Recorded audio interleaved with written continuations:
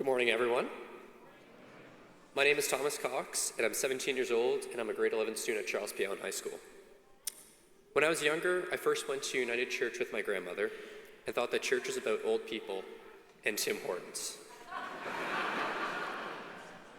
It was only 4 years ago that I started coming to St. Benedict Parish with my mother at a rather rough time in my life when I didn't know who Jesus was.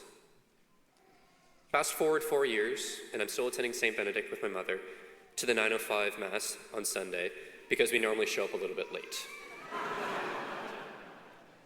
Since then, I've joined a Connect group and have been a consistent attendee of the Rise Youth Ministry.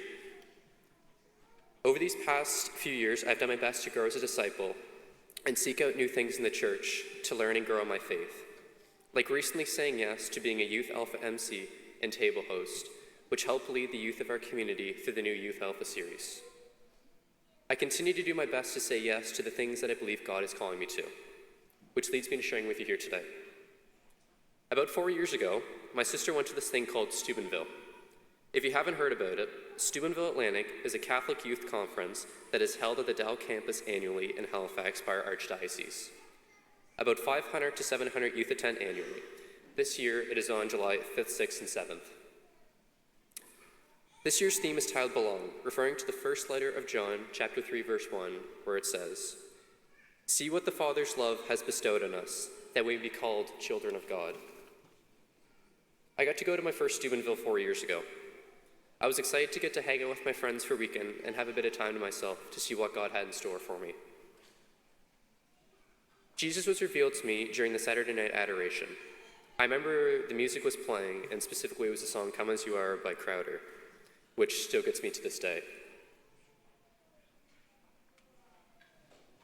Each time they would say the song, there's this part where they say, "I want to come home," or "O wanderer, come home." And I remember repeating, "I want to come home," over and over again.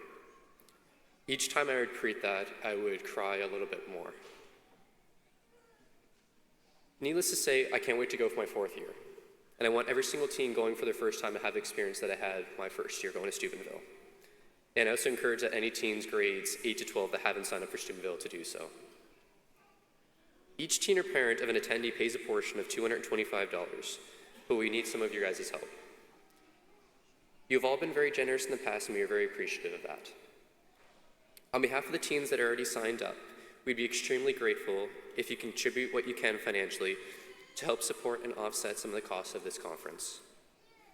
I believe that when us teens are put in this environment, seeing hundreds of other teens from across Atlantic Canada enthusiastic about their faiths, it makes us so much more open to experiencing God's love, His forgiveness, and His purpose for our lives. I want to thank you in advance for your generosity, and God bless.